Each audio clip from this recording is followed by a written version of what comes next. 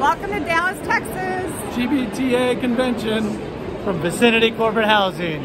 Woo!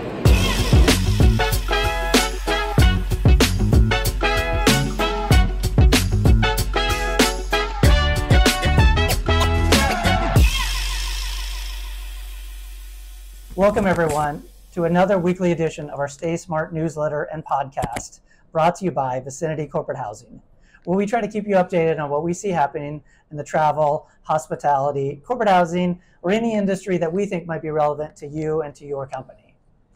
We're here this week in a very hot Dallas, Texas for the GBTA 2023 conference, and I'm here with a couple of my colleagues, Amy Ont. Hello. And Mark Champagne. Hi there. And we're going to give you some updates on what we took away from the conference, just a couple of little takeaways that we took out. So Mark, you want to start us off? Sure. I think my first takeaway is I attended the global pricing forecast, and I think it's no surprise travel's back. Yep. The recommendation really is that buyers need to start considering using their 2022 numbers now for their base going forward instead of 2019. You know, we're done with COVID, we're moving forward. Start using 2022 for your numbers. Yeah, and I thought it was really interesting the business travel index that they highlighted. They're forecasting $1.4 trillion of business travel spend next year, which would be exceeding 2019 numbers. So it's really great. Amy, what about you?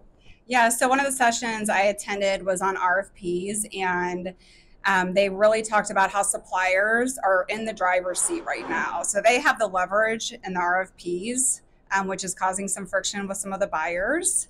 And mainly it's with airfare and hotels because that is more of leisure travel and that's really up right now. But as far as temporary accommodations, meeting venues and TMCs, that continues to remain the same because that's more of the business travel industry.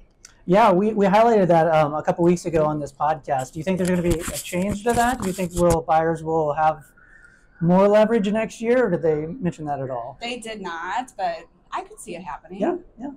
Mark, what's your second takeaway? Sure. So secondly, I would say as far as advice for buyers, your focus, to really to really improve your outcomes for next year is to begin more long-term planning. It's been a few years since COVID's hit. There really hasn't been much of a need for negotiating rates and things like that for hotel and airfare and things like that. So the suggestion that buyers now start working on long-term planning.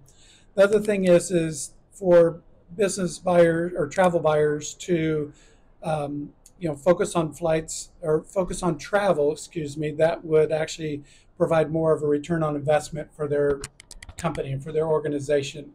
They can also use business travel as a recruitment tool, kind of providing experience for that new associate. Thirdly is, to book business travel that allow their travelers to be more productive while they're on the road. That's really some of the main takeaways from that. Yeah, I think that's good. I think that ties into the session that Amy was at, talking about buyers not feeling like they have a lot of power. So there's more future planning and maybe trying to get a little more bang for their buck, right? Sure. Right. Yeah. Amy, what was your other takeaway? Yeah, so one of the other sessions I attended really talked about mobility and in the travel world. So 36% of travel managers actually handle the mobility space, and they're really trying to encourage companies to have them to stop working in silos. So typically it's the travel side and then mobility, and it's really help for them to work together. It will help leverage when working with suppliers and help with duty of care. Yeah, I think that's really good. I think that's really relevant to us, in the corporate housing industry, that, those, especially longer term stays. Right. Yeah.